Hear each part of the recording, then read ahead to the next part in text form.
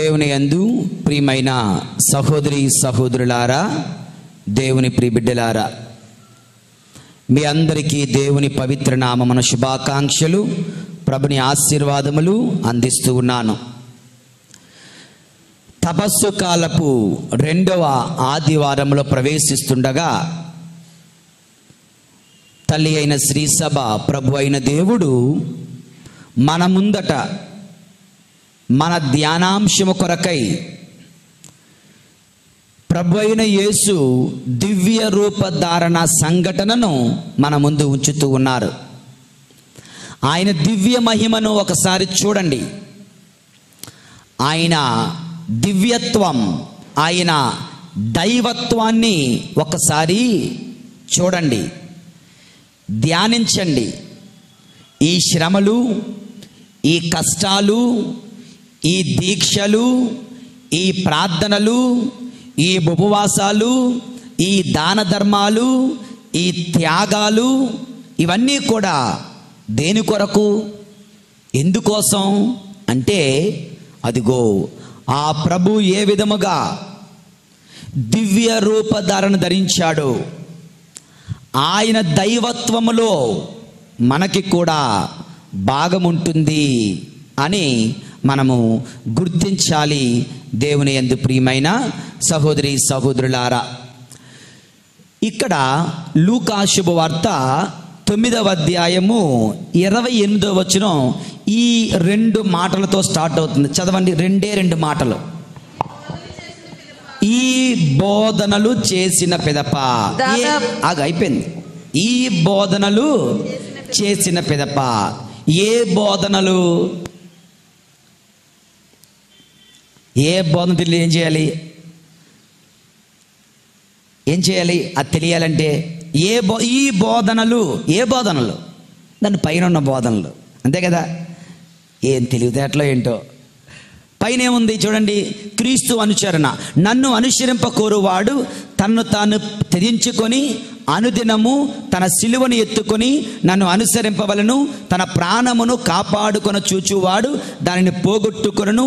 నా నిమిత్తమై తన ప్రాణమును దారపోయేవాడు దాన్ని దక్కించుకొనును. ఒకడు లోకమంతటిని సంపాదించి తన ఆత్మను కోల్పోయినా అట్టి వానికి ప్రయోజనమేమి? ఇవన్నీ ప్రభు చెప్తున్నారు కదా. ఈ బోధనల తర్వాత అనగా దేవుని యందు ప్రియులారా, కష్టాలు ఈ లోకములో, సిలువలు ఈ లోకములో, ఇబ్బందులు, అపార్థాలు, అవమానాలు, సిలువలన్నీ కూడా ఈ లోకములో స్వీకరించిన తరువాత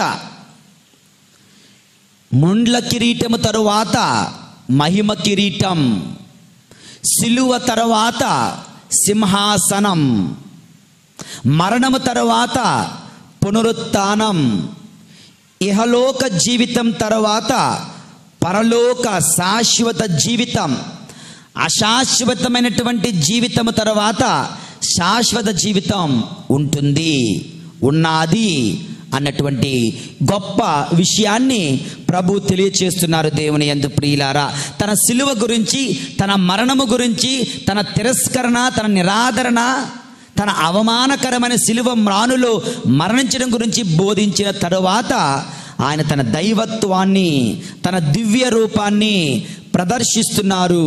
దేవుని యందు ప్రియులారా,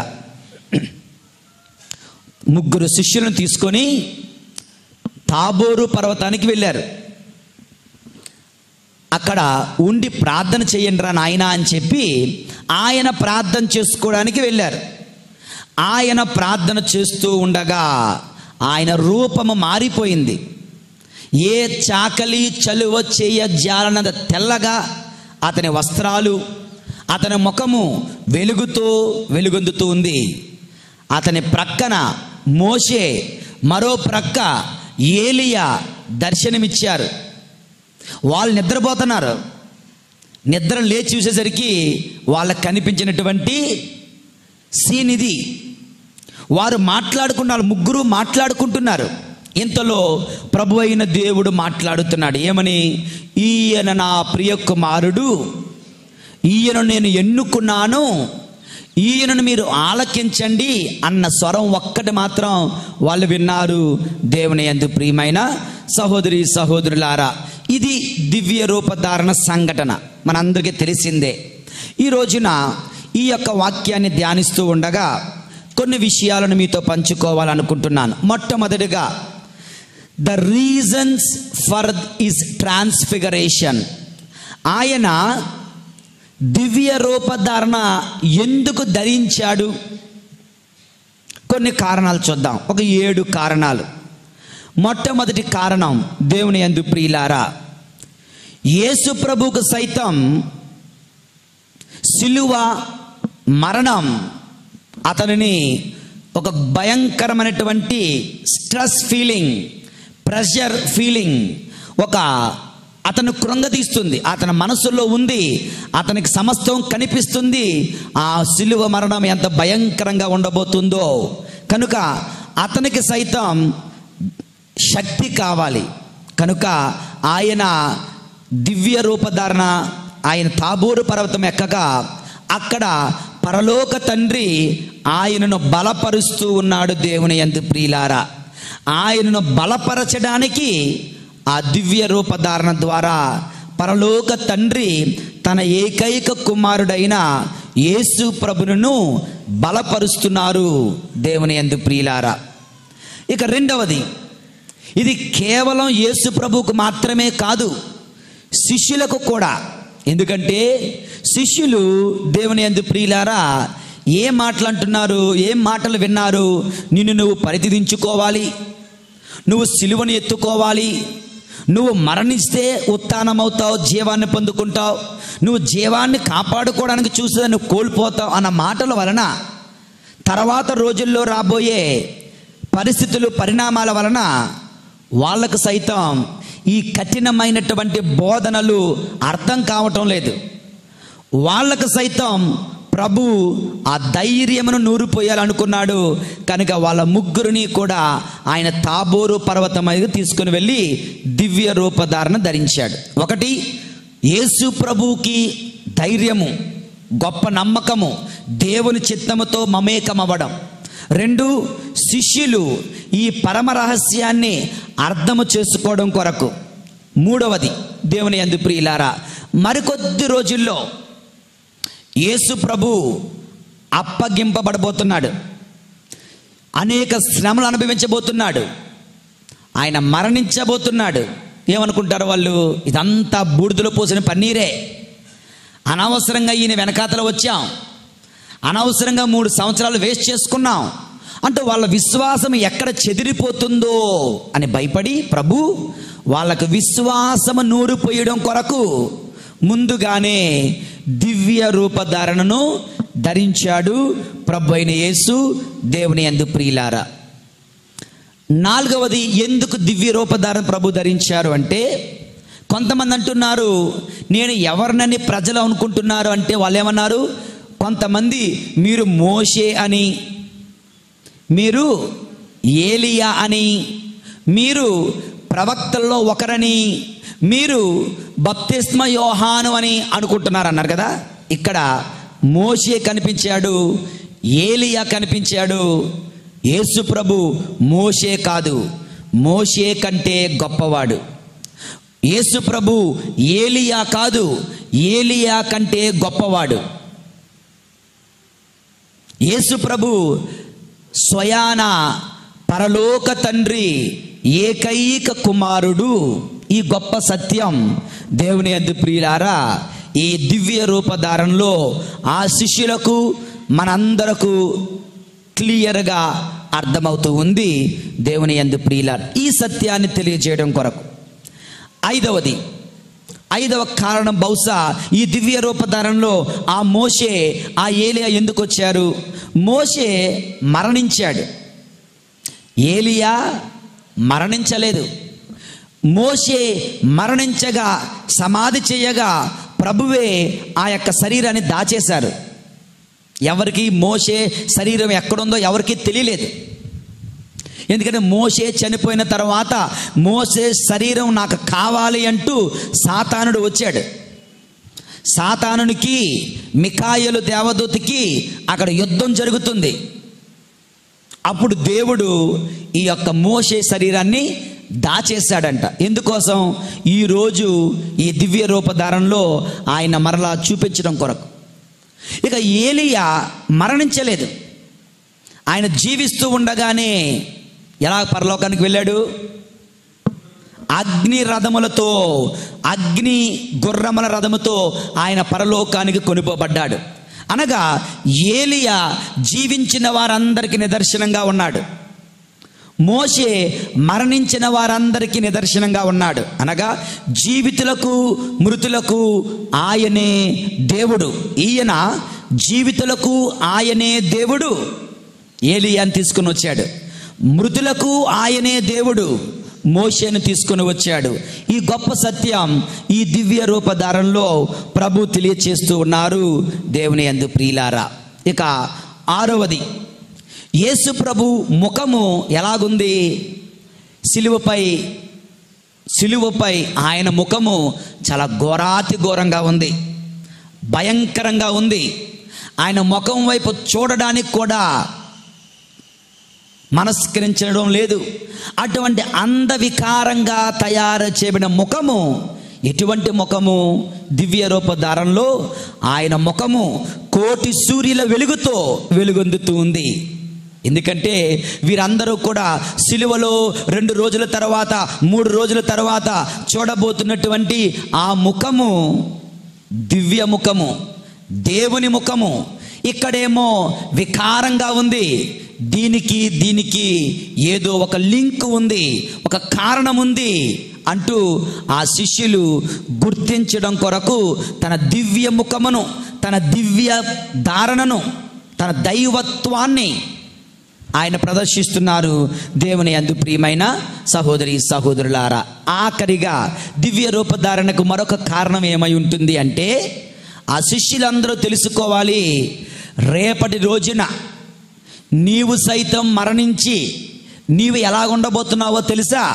అదిగో యేసు ప్రభు ఎలాగున్నాడో, యేసు ప్రభు ఎలాగా వెలుగొందుతున్నాడో, యేసు ప్రభు ఎలా ప్రకాశిస్తున్నాడో, యేసు ప్రభు ఎలా దైవత్వాన్ని కలిగి ఉన్నాడో, మనందరం కూడా మరణించిన తర్వాత ఆయన వలె, ఆయనలాగా దివ్య రూపధారులమై దేవుని బిడ్డలుగా జీవిస్తాము అంటూ what we are going to become he had already shown before, ముందుగానే ఆయన చూపించాడు.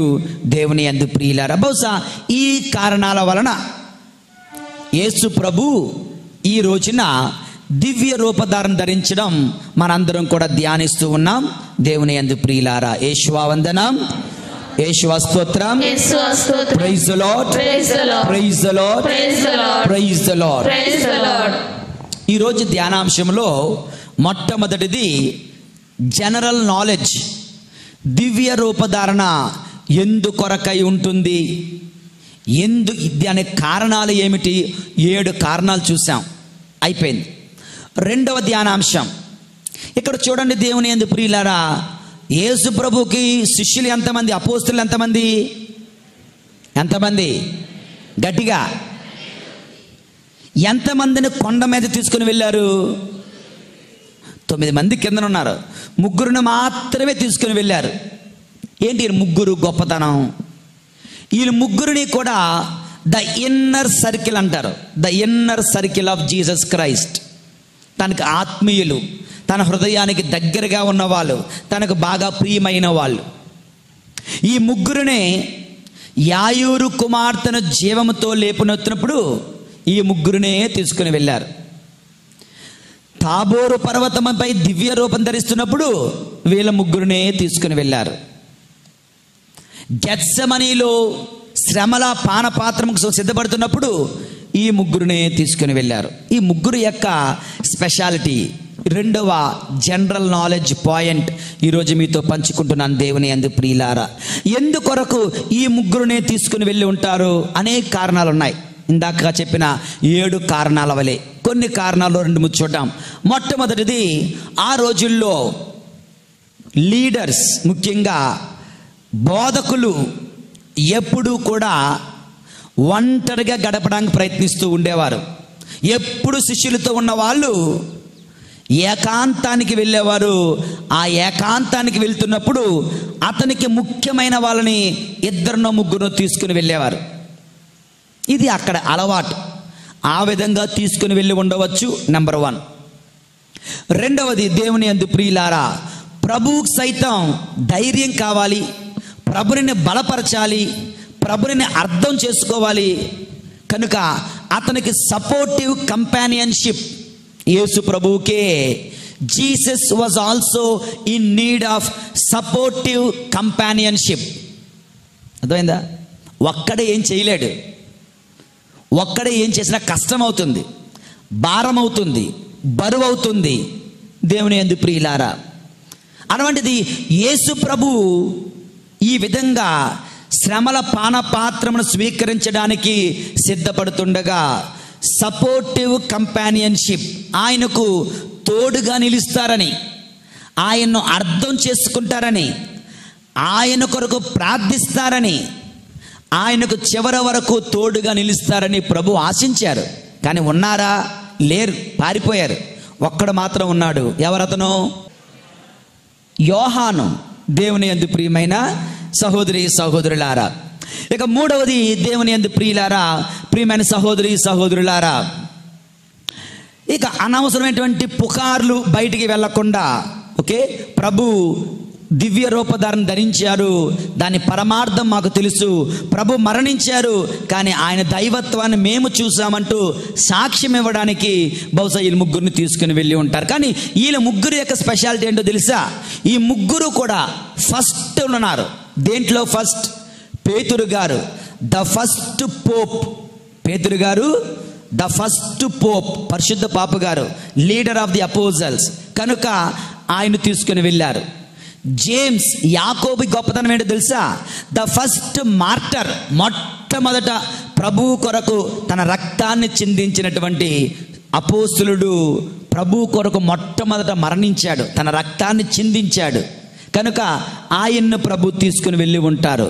ఇక మూడవ వాడు, the first witness to crucifixion. Yesu ప్రభువుని సిలువ వేస్తుంటే దగ్గరుండి కల్లార చూచి సాక్ష్యం ఇచ్చేవాడు భక్త యోహానుడు. మొదటి పేతురు ఫస్ట్ పోప్, యాకోబు ఫస్ట్ వేద సాక్షి మార్టర్, యోహాను ఫస్ట్ విట్నెస్, సాక్షి ప్రభు మరణానికి, ప్రభు ఉత్థానానికి కూడా. దేవుని యందు ప్రియమైన సహోదరి సహోదరులారా, కనుక వీళ్ళను తీసుకుని వెళ్ళి ఉంటారు, వీళ్ళు 3 అనే విషయం మనకు అర్థమవుతుంది. దేవుని యందు ప్రియులారా, యేషువా వందనం, యేషువా స్తోత్రం, యేషువా స్తోత్రం. Praise the Lord, praise the Lord, praise the Lord, praise the Lord, praise the Lord, praise the Lord, praise the Lord, praise the Lord. ఇక మూడవ జనరల్ నాలెడ్జ్ పాయింట్, దివ్య రూపధారణ గురించి మీతో పంచుకోవాలనుకుంటున్నాను. దివ్య రూపధారణకి, దివ్య రూపధారణలో ఉన్నటువంటి సంఘటనకు, గెత్సెమనీలో ఉన్న సంఘటనకు పోలిక చేసి చూద్దాం. దివ్య రూపధారణ ఎక్కడ జరిగింది? తాబోరు పర్వతముపై. ఓకే, గెత్సెమనీలో ప్రభు రక్త చెమటను ఎక్కడ చెమర్చాడు? ఓలీవు కొండల పైన, the mount of olives, mount of Tabor. అర్థమవుతుందా? Mount of olives, mount of Tabor. ఓలీవు పర్వతం, ఓలీవు తోట కూడా అది కొండ మీద ఉంటుంది. ఓలీవు పర్వతము పైన ఆయన రక్త చెమటం చెమర్చారు. తాబోరు పర్వతము పైన ఆయన దివ్య రూపాన్ని ధరించారు. రెండిటికి తేడా ఏంటో తెలుసా? ఓలీవు పర్వతముపై ఆయన మానవత్వాన్ని మనం చూస్తున్నాం. తాబోరు పర్వతముపై ఆయన దైవత్వాన్ని చూస్తున్నాం. He is both man and is God, God man. ఆయనలో ఉన్న మానవత్వం, ఆయనలో ఉన్న దైవత్వం. ఆయనలో ఉన్న మానవత్వం ఓలీవు పర్వతముపై, ఆయనలో ఉన్న దైవత్వం తాబోరు పర్వతముపై. ఈ ఓలీవు పర్వతంపై గెత్సెమనీ తోటలో తండ్రి దేవుడు అతనిని బలపరిచాడు. దేవదూతలు వచ్చి సేవలు చేశాయి. తాబోరు పర్వతముపై తండ్రి అయిన దేవుడు ఆయన బలపరిచాడు, తన మాటను వినిపించాడు, ఏలియాను మోషేను పంపించాడు. దేవుని యందు ప్రియమైన సహోదరి సహోదరులారా, రెండు వీటిలో కూడా తన యొక్క దేవుని యొక్క శక్తిని పొందుకున్నారు ప్రభు అయిన యేసు. ఇది రాత్రే జరిగింది, ఇది కూడా రాత్రే జరిగింది. ఇక్కడ ముగ్గురు శిష్యులు వెళ్ళారు, ఇక్కడ కూడా ముగ్గురు శిష్యులే వెళ్ళారు. ఇక్కడ యేసు ప్రభు ప్రార్థిస్తూ గడిపాడు గెత్సెమనీ తోటలో, ఇక్కడ కూడా యేసు ప్రభు ప్రార్థిస్తూ ఉండగా దివ్య రూపధారం ధరించాడు. ఇక్కడ ఆ ముగ్గురు శిష్యులు నిద్రపోతున్నారు, ఇక్కడ కూడా ఆ ముగ్గురు శిష్యులు నిద్రపోతున్నారు. దేవుని యందు ప్రియులారా, ఓలీవు పర్వతము పైన గెత్సెమనీ తోటలో క్రీస్తు ప్రభుని మానవత్వం, తన రక్త చెమట, తన దుఃఖము, తన బాధ ఆయన చూస్తున్నాం. తాబోరు పర్వతంపై ఆయన దైవత్వం, ఆయన మహిమ, ఆయన అందం, ఆయన యొక్క దైవత్వం మనం చూస్తూ ఉన్నాం. దేవుని యందు ప్రియమైన సహోదరి సహోదరులారా, ఇది ఏ విధంగా యేసు ప్రభువులో మానవత్వము ఉందో, దైవత్వము ఉందో, మనందరిలో కూడా ఇసుమంత మానవత్వం, ఇసుమంత దైవత్వం కూడా ఉంది. We all share the spark of God and the spark of Adam's sin. మనలో చాలామంది ఒక్కొక్కసారి ఈడేట్రా ఎంత మంచోడు అనిపిస్తుంది. ఏంటి, నీలో దైవత్వం ఉట్టిపడుతుంది. ఒక్కొక్కసారి వీడెక్కడ దొరికాడ్రా ఇంత మూర్ఖుడు అనిపిస్తుంది. ఎందుకని, ఆయనలో ఉన్న ఆదాము పాప ఫలితం బలహీనతలు బయటపడుతున్నాయి. యేసు ప్రభులో ఏ విధముగా దైవత్వం, మానవత్వం నిండుగా ఉందో, మనందరిలో కూడా మంచితనం, చెడు జీవితం, మంచి చెయ్యాలన్న ఆశ, చెడు చెయ్యాలన్న కోరిక, ప్రేమించాలన్నటువంటి ఆశ, పగ తీర్చుకోవాలన్న కోపం మనందరిలో ఉంటుంది కదా ప్రియమైన సహోదరి సహోదరులారా. మరి ఈ రోజున ఆయన దైవత్వం, ఆయన మానవత్వాన్ని ధ్యానిస్తున్న మనం, మనలో ఉన్నటువంటి మానవత్వం, పాపం, బలహీనత విడిచిపెడుతూ, త్యజిస్తూ, మనలో ఉన్న మంచితనం, దైవత్వాన్ని పెంపొందింపజేసుకోవడానికి ప్రయత్నించాలి. ప్రియమైన సహోదరి సహోదరులారా, దేవుని ప్రియబిడ్డలారా, యేషువా వందనం, యేషువా స్తోత్రం, praise the Lord, praise the Lord, praise the Lord, praise the Lord, praise the Lord, praise the Lord, praise the Lord, praise the Lord, praise the Lord, praise the Lord, praise the Lord, praise the Lord. ఇక దివ్య రూపధారణ నుంచి 3 విషయాలు చెప్పాను ఇప్పటి వరకు, మనకి general knowledge కోసం. ఎందుకొరకు యేసు ప్రభు బహుశా ఈ యొక్క దివ్య రూపధరించారు? 7 కారణాలు. ఎందుకు ఆ ముగ్గురునే? కొన్ని కారణాలు. గెత్సెమనీకి, తాబోరు పర్వతానికి ఉన్నటువంటి కంపారిజన్ అయిపోయింది. దేవుని యందు ప్రియులారా, ఇప్పుడు ఈ యొక్క దివ్య రూపధారణ నీకు నాకు బోధించే కొన్ని జీవిత పాఠాలు ఏమైనా ఉన్నాయా? 1, 2 చూద్దాం. దేవుని యందు ప్రియులారా, ముందుగా వాక్యాన్ని చదువుకుందాం. లూకా శుభవార్త 9వ అధ్యాయము 35వ వచనం చదవండి ఎవరైనా.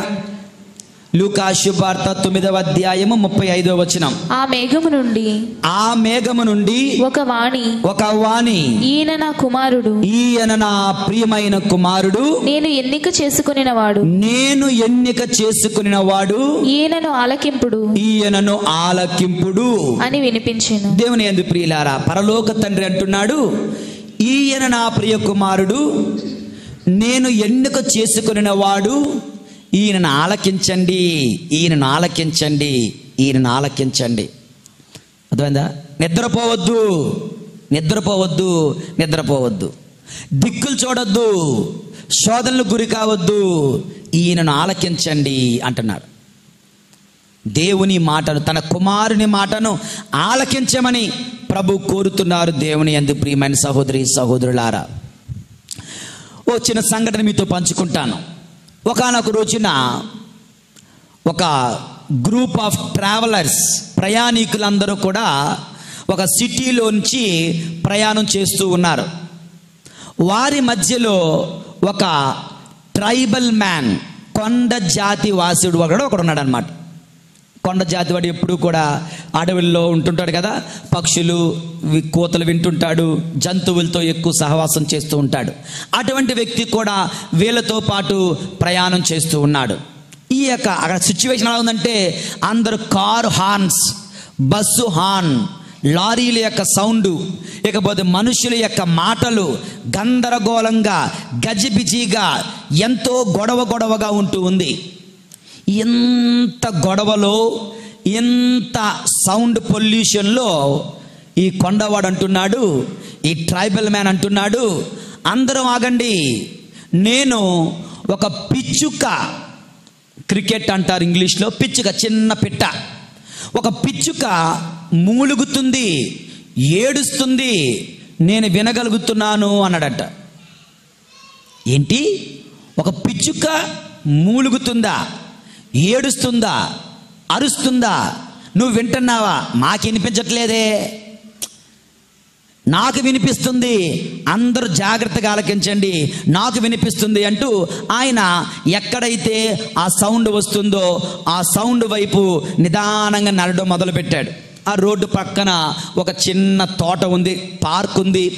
ఆ పార్కులోనికి వెళ్ళి చూస్తే ఒక ఫెన్స్ ఉంది, అందులో మొక్కలు ఉన్నాయి. ఆ మొక్కల్లో నిజంగానే ఒక పిచ్చుక పైనుంచి చెట్టు మేంచి కింద పడిపోయి, చిన్న పిచ్చుక పిల్ల అది మూలుగుతూ ఏడుస్తూ ఉంటుంటే, కోత పెడుతుంటే ఈయన వినగలిగాడు, దాన్ని తీసుకోగలిగాడు, దాన్ని ఆదరించగలిగాడు. మిగతా ప్రయాణికులందరూ ఆశ్చర్యపోయారు. ఎంత గొడవలో, ఎంత సౌండ్ పొల్యూషన్లో, ఎంత హడావడిలో ఆ చిన్న పిచ్చుక యొక్క సౌండ్ నువ్వు ఎలాగయ్యా విన్నావు అంటే, నేను వినగలిగాను ఎందుకంటే నాకు ఇది చాలా ముఖ్యము కనుక. నీకు ఏది ముఖ్యమో అది మాత్రం నువ్వు వింటావు, నీకేది అవసరం లేదో అది నువ్వు వినిపించుకో అన్నా కదా. ఇది ఎలాగా, ఇది అసాధ్యం, ఇది ఇంపాసిబుల్ అన్నారు అందరూ కూడా. నేను నిరూపిస్తాను ఆగండి అని చెప్పి ఆయన జోబులో నుంచి ఇంత చిల్లర డబ్బులు తీశాడు. డబ్బులు తీసి ఓకే, ఒక్కొక్కరికి ఒక్కొక్క కాయిన్ ఇచ్చి మీరు రోడ్డు మీద పడేయండి అంటాడు. అందరూ కూడా రోడ్డు మీద పడేశారు. ఈ లారీలు, బస్సులు, కార్లు, బళ్ళు, మనుషులు తిరుగులు, మాటలు అన్నీ ఉన్నాయి. కానీ వాళ్ళు పడేసినటువంటి రూపాయి అది మీదే, కానీ కింద పడేసి తీసుకోండి అన్నారు. వాళ్ళు కిందన పడేస్తే అది ఎంత దూరం వెళ్తుందో దాని యొక్క సౌండ్ ఉంటుంది కదా, టక్ క్లాకింగ్ ఉంటుంది కదా, అది క్లియర్గా వాళ్ళు వినగలిగి, ఇదిగో నా 10 రూపాయల కోనల్ అక్కడ ఉంది, నా 5 రూపాయల కోనల్ అక్కడ ఉంది, నా 2 రూపాయల కోనల్ ఇక్కడ ఉంది అని అందరూ కూడా వినగలుగుతున్నారంట అన్నది. ఇందాక ఇది చాలా చిన్న సౌండ్ కదా, వినలేము అన్నారు, ఇప్పుడు మీరు ఎలా వినగలుగుతున్నారు?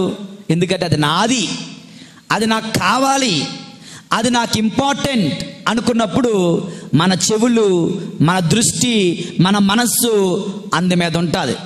ఇది మనకు అవసరం లేదు, ఇది మనకు వద్దు, ఇది నాకు ఇష్టం లేదు అనుకున్నప్పుడు నీ దృష్టి, నీ మనస్సు, నీ చెవులు అక్కడ ఉండవు. కొంతమంది చూడండి, ఈ గ్రూపులో మాట్లాడుతూ ఉంటారు, కానీ పక్క గ్రూపులో ఏం మాట్లాడుతున్నారా అని ఇలా వింటూ ఉంటారు. మనిషి ఏమో ఈ గ్రూప్లో ఉన్నాడు, కానీ చెవులు ఎక్కడున్నాయి? వాళ్ళు ఏం మాట్లాడుకుంటున్నారు ఇక్కడ బోల్డ్ చూసాను అడగండి. అర్థమవుతుందా? దేవుని యందు ప్రియమైన సహోదరి సహోదరులారా, నీకు ఏది ఇంపార్టెంట్, నీకు ఏది ముఖ్యం, నీకు ఏం కావాలో దాన్ని నువ్వు వింటావు. ఈరోజున ప్రభు అంటున్నారు, ఈయన నా ప్రియ కుమారుడు, ఈయనను ఆలకించండి. ఇప్పుడు ఒక సీఎం వచ్చి మాట్లాడుతున్నాడు అనుకో, ఏం మాట్లాడతారు సీఎంలు? వాళ్ళు ఏం చేశారో వాళ్ళు మాట్లాడతారు, అపోజిషన్ పార్టీ వాళ్ళు ఏం చేస్తున్నారో మాట్లాడతారు. అది నీకేం లాభం ఉంటుందా? కానీ నువ్వు నోరు చాపుకొని, చెవులు చాపుకొని వింటా ఉంటావు, అవునా? ఒక సినిమా యాక్టర్ వచ్చాడు అనుకో, ఎప్పుడో పాత సినిమాలో వేసిన డైలాగులు మళ్ళీ ఇక్కడ వల్లిస్తాడు. విజిల్లు, చప్పట్లు. ఎందుకని? నీ మనసు ఆ మనిషి మీద ఉంది, నీ మనస్సు రాజకీయాల మీద ఉంది, నీ మనస్సు సినీ ప్రపంచం మీద ఉంది. అడు ఏం చెప్పినా వింటా. అదేంటో గుళ్ళోకి వస్తే మాత్రం ఆవలింతలు, కాలు సాపేడాలు, నిద్ర భారం ఎంత వచ్చేస్తుందో చూడండి. దేవుని యందు ప్రియులారా, వీళ్ళు సైతం నిద్రపోతున్నారు. రే, గెత్సెమనీ తోటలో ప్రభు ఆవేదన చెందుతూ నా హృదయము ఆవేదన గురి అవుతున్నది అని ప్రభు చెప్పారే. నాతో కలిసి ప్రార్థించండి అని 12 మందికి చెప్పారే. మరొక 3 మీరు మాత్రం నాతో పాటు రండి, స్పెషల్గా నా కోసం ప్రార్థన చేదురు కానీ అంటే వాళ్ళు స్పెషల్గా నిద్రపోయారు. ఎందుకని? ప్రభువు మీద వాళ్ళకి మనస్సు లేదు. దేవుని యందు ప్రియులారా, అయ్యో తపస్సు కాలం, ఈరోజు గుడికి వెళ్ళాలి, తపస్సు కాలం ప్రార్థనకి వెళ్ళాలి అని ఎంతో సిద్ధపడి వచ్చి నువ్వు హాయిగా నిద్రపోతావు. ఎందుకని? మనసు లేదు. దేవుని వాక్యం చెబితే బుర్ర గీక్కొని తలదించుకుంటారు. కథలు చెబితే లెగిసిపోతాయి, ఇలాగా కొమ్ములు లెగిసిపోతాయి చూడండి, చెవులు పిల్లలకి చెవులు అలా. ఎందుకని? మన మనస్సు ఎక్కడుంటుందో అది మనం వింటున్నాం. నీకు ఏది ఇష్టమో అది వింటున్నాం. Now the lord is asking, is Jesus Christ important for you? దేవుడు నీకు ముఖ్యమేనా? ప్రభు యేసు నీకు ముఖ్యమేనా? ప్రభు యేసు వార్త నీకు ముఖ్యమేనా? ప్రభు దేవుని పిలుపు నీకు ముఖ్యమేనా? ప్రభు దేవుని ఆహ్వానము నీకు ముఖ్యమేనా? ప్రభు దేవుని హెచ్చరికలు నీకు ముఖ్యమేనా? దేవుని యందు ప్రియులారా, కొంతమంది ఎంతగా దేవుని వాక్యాన్ని వాళ్ళ మీద కృమ్మరించినా, అదేదో అంటారేంటి, అది గాడిద మీద దున్నపోతు మీద వర్షమే, దున్నపోతు మీద వర్షమే. ఎందుకని? దులిపేసుకుంటుంది, అలాగా నీరంతా కిందకి వెళ్ళిపోద్ది, లోపలికి వెళ్ళేది ఉండదు. దేవుని యందు ప్రియులారా, దేవుని వాక్యం ఎంతగా నీపై కృమ్మరించినా నీవు స్వీకరించడం లేదు అంటే నీకు ఆయన మీద ప్రేమ లేదు. ఈ రోజున ఏ విధంగా అయితే యేసు ప్రభు జ్ఞానస్నానంలో ఈయన నా ప్రియ కుమారుడు, ఈయనను ఆలకించండి అని ప్రభు అయిన దేవుడు కోరాడో, ఇగో తాబోరు పర్వతంపై దివ్య రూపధారణ సమయంలో ప్రభు మరొక్కసారి, రెండవసారి ఈయన నా ప్రియ కుమారుడు, ఈయన ఆలకించండి. దివ్య రూపధారణ మనకిచ్చే గొప్ప సందేశం, దేవుని వాక్యాన్ని ఆలకించండి, యేసు ప్రభుని ఆలకించండి, ఆయన బోధనలు ఆలకించి అర్థం చేసుకోండి. ఆయన కమిట్మెంట్ టు సఫరింగ్, సిలువ శ్రమలకు ఆయన యొక్క దీక్షను మీరు ఆలకించండి. సిలువపై వేలాడుతూ కూడా, ఓ తండ్రి నా ఆత్మను నీ చేతులలో అప్పగించుచున్నాను అన్నారే. ఆయన నమ్మకం, దేవుని యందు ఆయన ఉంచిన నమ్మకం ఆలకించండి. సిలువ శ్రమల కొరకు ఆయన ఇచ్చినటువంటి జీవితం ఆలకించండి. మన రక్షణ కొరకు ఆయన బోధిస్తున్న బోధనలు ఆలకించండి. దేవుని యందు ప్రియులారా, దేవుని వాక్యమును ఆలకించమని, యేసయ్య మాటను ఆలకించమని, యేసయ్య జీవితము బోధిస్తున్నటువంటి ఆదర్శమును ఆలకించమని ప్రభు ఈ దివ్య రూపధారణ ద్వారా మనలను కోరుతూ ఉన్నారు. దేవుని యందు ప్రియమైన సహోదరి సహోదరులారా, ప్రైజ్ ది లార్డ్. యేషువా వందనం, యేషువా స్తోత్రం, తండ్రి వందనం, తండ్రి స్తోత్రం. Praise the Lord, praise the Lord, praise the Lord, praise the Lord, praise the Lord, praise the Lord, praise the Lord. మొదటి సందేశం. ఇక రెండవ సందేశంలోకి వెళ్దాం. దేవుని యందు ప్రియమైన సహోదరి సహోదరులారా, మీరు వినే ఉంటారు, ఇంగ్లాండ్ దేశంలో ద బ్లాక్ ప్రిన్స్ స్టాచ్యూ ఒకటి ఉంది, తెలుసా? ద బ్లాక్ ప్రిన్స్ స్టాచ్యూ, ఒక బొమ్మ, విగ్రహం. ఓకే, ఒక పెద్ద విగ్రహం ఉన్నదంట. దీన్ని ప్రిన్స్ ఆఫ్ వేల్స్ అంటారు. ఈయన ఒక రాజకుమారుడు, ఎడ్వర్డ్. ఆయన దేశాన్ని కాపాడడం కొరకు వీరోచితంగా పోరాడాడు. రాజ పట్టాభిషేకం పొందకముందే చనిపోయాడు యుద్ధాల్లో. ఈయన గురించి, ఈయన మీద భక్తితో, ఈయన మీద ఉన్న గౌరవంతో వాళ్ళు ఒక గొప్ప black prince, the prince of Wales అని ఈయన బొమ్మను తయారు చేసి అక్కడ పెట్టారు. కానీ ఈ బొమ్మను దేంతో చేశారో తెలుసా? బంగారంతో చేశారంట. Golden statue. గోల్డెన్ స్టాచ్యూ అంటే మరి ఎవరైనా ఎత్తుకెళ్ళిపోతారో ఏమో భయంతో ఏం చేశారంటే, ఆ గోల్డెన్ స్టాచ్యూని పైన ఒక ఇనామెల్ కోటింగ్, బ్లాక్ కోటింగ్, ఇనామెల్ కోటింగ్ ఒకటి వేసేసారంట. అంటే గోల్డ్ కనిపించదు, బ్లాక్ కోటింగ్ కనిపిస్తుంది. బ్లాక్ నల్లగా ఉంటాడు. దాన్ని బ్లాక్ ప్రిన్స్ అని పిలుస్తారు. ఇంటర్నెట్లో మీరు సెర్చ్ చేస్తే కనిపిస్తుంది. దేవుని యందు ప్రియులారా, తర్వాత రోజుల్లో నిదానంగా ఆ ఎనామల్ నెమ్మదిగా తొలగిపోవడం మొదలైందంట. తర్వాత చూస్తే లోపల నుంచి అది బంగారు విగ్రహంగా వాళ్ళు గుర్తించారు. దేవుని యందు ప్రియులారా, పైన ఉన్నటువంటి ఆ కోటింగ్ పోతే లోపల ఉన్నటువంటి ఆ ఒరిజినాలిటీ బయటపడుతుంది. ఓకే, ఈ దివ్య రూపధారంలో నాకు అక్షరాలు ఇదే గుర్తొస్తుంది. ప్రభు యేసు లోపల బంగారం, దైవత్వం, ఆ పైన మానవత్వం అనే కోటింగ్ ఆయన వేసుకున్నారు అంతే. ఈ రోజున దివ్య రూప ధారణలో ఏమవుతుందండి, ఆయన మానవత్వం అక్కడ పక్కన తొలగిపోయి ఆయన దైవత్వం వెలుగొందుతుంది. ఈ స్టాచ్యూ యొక్క కోటింగ్ తొలగిపోతూ ఉండగా ఆ లోపల ఉన్నటువంటి బంగారం బయటపడుతున్నట్లుగా ఈ దివ్య రూపధారంలో యేసు ప్రభుని మానవత్వం పక్కన ఉండగా ఆయన దైవత్వం, దివ్య రూపం మనం చూస్తూ ఉన్నాం. దేవుని యందు ప్రియమైన సహోదరి సహోదరులారా, ఎప్పుడు ఇది జరిగింది అంటే తండ్రి దేవుని చిత్తముతో యేసు ప్రభు చిత్తము కలిసినప్పుడు తన దైవత్వం బయటపడుతుంది. ఓకే, ఇనామల్ పోయినప్పుడు బంగారం యొక్క అందం బయటపడుతుంది కదా, ఆ స్వరూపము, ఆ విగ్రహము యొక్క గొప్పతనం బయటపడుతుంది కదా. యేసు ప్రభుని యొక్క చిత్తము దేవుని యొక్క చిత్తముతో కలుసు. దేవుని చిత్తం ఏమిటి? ఈ ప్రజలందరి కొరకు నీవు వెళ్ళి సిలువ శ్రమలు అనుభవించి మరణించి రక్షణ తీసుకురావాలి. అది తండ్రి దేవుని చిత్తం. యేసు ప్రభు కూడా దానికి ఓకే అన్నప్పుడు, ఎస్ అన్నప్పుడు, దేవుని చిత్తముతో యేసయ్య చిత్తము కలుస్తున్నప్పుడు ఆయన దివ్య రూపధారం ధరించారు. మనం కూడా ప్రియమైన సహోదరి సహోదరులారా, దేవుడు ఒకటి కోరుకుంటుంటే నీ జీవితం, నీ స్వార్థం, నీ అహంకారం, నీ ఈగో ఇంకోటి కోరుకుంటుంది. ఓకే, ఈ రోజున దేవుని చిత్తముతో నీ చిత్తము ఒకటవ్వాలి. నీలో ఉన్న దైవత్వం, నీవు సైతం దివ్య రూపధారణ ధరిస్తావు. హలో, వింటున్నారా?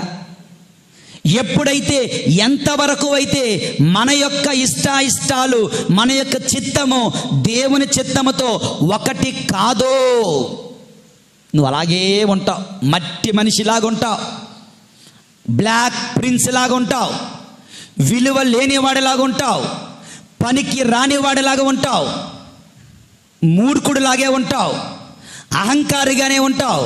దేవుని యందు ప్రియులారా, వినయము లేకుండా, దీనత లేకుండా, అహంకారంతో మనం ఎన్ని ప్రార్థనలు చేసినా, ఎంత స్పిరిచువాలిటీ పాటించినా, ఎంత ఏమి చేసినా అంత వ్యర్థము, వ్యర్థము, వ్యర్థము.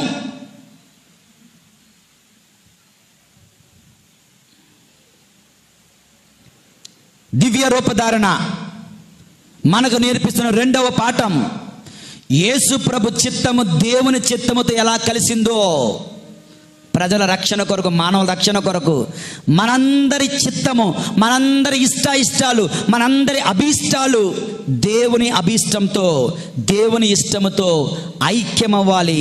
ప్రియమైన సహోదరి సహోదరులారా, చెక్ యువర్ హార్ట్. నీ హృదయాన్ని పరిశీలించి చూచుకో. దేవుని చిత్తమునకు విరుద్ధంగా నీ చిత్తం ఉందేమో. దేవుడు కోరుకుంటున్న వినయం నీలో ఉందా? దేవుడు కోరుకుంటున్న దీనత్వం నీలో ఉందా? దేవుడు కోరుకుంటున్న పరిశుద్ధత నీలో ఉందా? దేవుడు కోరుకుంటున్నటువంటి మంచితనం నీలో ఉందా? దేవుడు కోరుకుంటున్న క్షమించే గుణం నీలో ఉందా? ఉందా?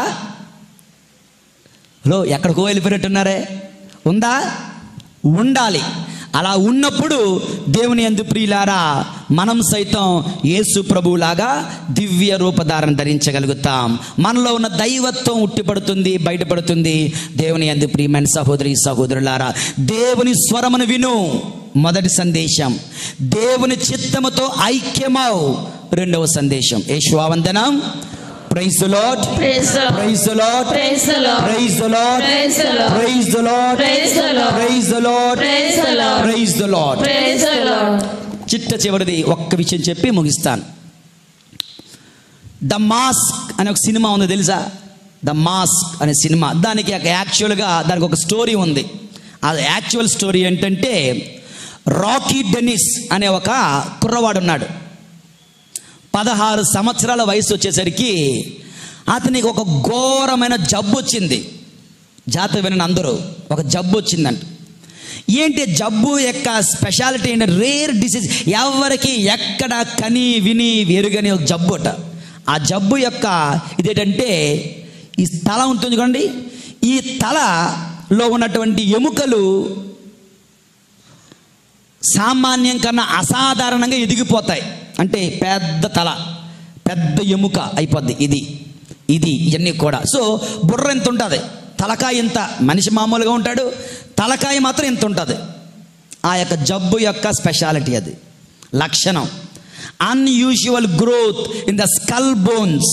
స్కల్ బోన్స్లో అంటే పుర్రే ఎముకలు సాగిపోతాయి కనుక బుర్ర అంతా పెద్దదైపోతుంది. చూడ్డానికి ఎలా ఉంటాడు? చాలా భయంకరంగా ఉంటాడు, భయం వేసేట అందవిహీనంగా ఉంటాడు. కానీ ఈ కుర్రవాడు he accepted his disease. I'm fine, I'm good అనుకొని తన జీవితాన్ని జీవించడానికి ప్రయత్నిస్తూ ఉన్నాడంట. కానీ చుట్టుపక్కల ఉన్న వాళ్ళందరూ కూడా వాడిని విక్కిరించడం, వాడిని అవహేళన చేయడం, వారిని అవమానించడం ఇలా చేస్తూ ఉన్నారట. మరి కొంతమంది వాడితో మాట్లాడేవారు, వచ్చి వాడు వద్దు అని చెప్పి వెళ్ళిపోతూ ఉండేవారంట. ఇలా జరుగుతున్నట్టుగా ఒకరోజు ఆయన వీళ్ళందరూ స్కూల్ పిల్లలందరూ కలిసి ఒక హౌస్ ఆఫ్ మిర్రర్స్ అనే ఒక ఇంటిలోకి వెళ్తారు. హౌస్ ఆఫ్ ఒక ఎగ్జిబిషన్ లాంటిది. హౌస్ ఆఫ్ మిర్రర్స్ అంటే ఆ ఇంటి నిండా అద్దాలే, ఒక్కొక్క అద్దానికి ఒక్కొక్క స్పెషాలిటీ. ఒక అద్దంలో లావుగా కనిపిస్తే ఇంకొక అద్దంలో సన్నగా కనిపిస్తారు, ఇంకొక అద్దంలో పొడవుగా కనిపిస్తే ఇంకొక అద్దంలో పొట్టిగా కనిపిస్తారు. రకరకాల అద్దాలు. అందులో మనవాడు వీళ్ళందరూ వెళ్ళారు. అందులో ఒకానొక అద్దం ఉందంట. ఏంటంటే ఇన్సైడ్ అవుట్ మిర్రర్, అనగా నువ్వు బయట ఎలాగున్నావో అలా నువ్వు కనిపించవంట. నీ లోపల మనస్తత్వం ఎలాగుందో దానిని బట్టి నీ రూపం ఇక్కడ కనిపిస్తుందంట. ఆ విధంగా అందరూ లైన్ కట్టారు. వీడు కూడా లైన్ కట్టాడు అందులోకి. కుర్రవాళ్ళందరూ అద్దం దగ్గరికి వెళ్తుంటే ఒక్కొక్కడు వింత జంతువుల్లాగా, వికృత రూపాల్లాగా కనిపిస్తాం. బయటకు చూస్తే అందంగా కనిపించే పిల్లలందరూ కూడా అద్దం దగ్గరికి వెళ్ళేసరికి వికృత రూపాలతో, వికృత జంతు రూపాలతో భయంకరంగా, అందవిహీనంగా కనిపిస్తూ ఉన్నారు. అందరి పని అయిపోయింది, వీడు ఒక్కడే ఉన్నాడు. మేమే ఇలా కనిపిస్తాడు, ఇంకా ఘోరంగా కనిపిస్తాడని నవ్వుతూ ఉన్నారు. ఈ కుర్రవాడు భయంతో ఆ అద్దం దగ్గరికి వెళ్ళి నిల్చొచ్చేసరికి ఆ అద్దంలో అందమైనటువంటి బాలుడిలాగా ఆయన కనిపిస్తూ ఉన్నాడు. బయటకేమో అందవికారంగా ఉన్నాడు, అవునా? లోపల ఆయన హృదయము లోపల అద్భుతమైనటువంటి మంచితనం, అద్భుతమైనటువంటి ప్రేమతో, దయతో ఆయన ఉంటునేసరికి అందముగా కనిపించాడంట. You are beautiful inside or outside. Cinema dialogue లాగా ఉంది కదా, correct. You are beautiful may not be outside but should be inside. You should be beautiful. హృదయాంతరంగమున మనం అందంగా ఉండాలి దేవుని యందు ప్రియులారా. యేసు ప్రభు దివ్య రూపధారణ, ఆయన లోపల ఆయన దైవత్వం ఆయనలో ఉంది. బయట మానవుడిగా కనిపించిన దైవత్వం ఆయనలో ఉంది. ఈ రోజున ఆ పిల్లవాడు అందరూ అందంగా ఉన్నారు, లోపల వికృత చేష్టలు కలిగి ఉన్నారు. ఈ పిల్లవాడు బయటికి అందవిహీనంగా ఉన్న లోపల ఎంతో పవిత్రతను కలిగి ఉన్నాడు కదా.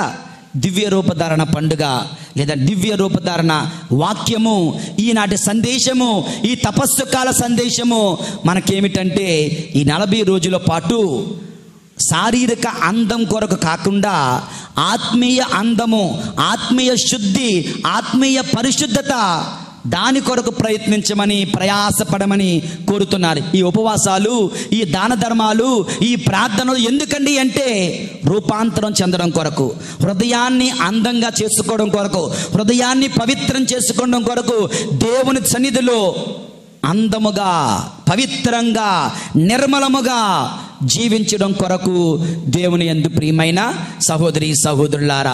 So you are all beautiful inside or outside. Inside అడగొద్దు బాబోయ్ అంటారా? ఇన్సైడ్ అడగొద్దు బాబోయ్. ఆ ఇన్సైడ్ని అందంగా చేసుకోవడానికే ఈ తపోకాలము.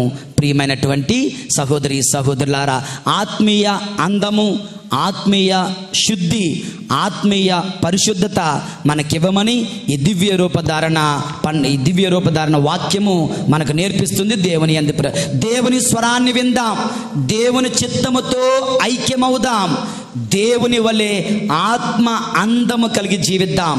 ప్రభు మనం దీవింతురుగాక. పితా, పుత్ర, పరిశుద్ధాత్మ నామమున ఆమేన్.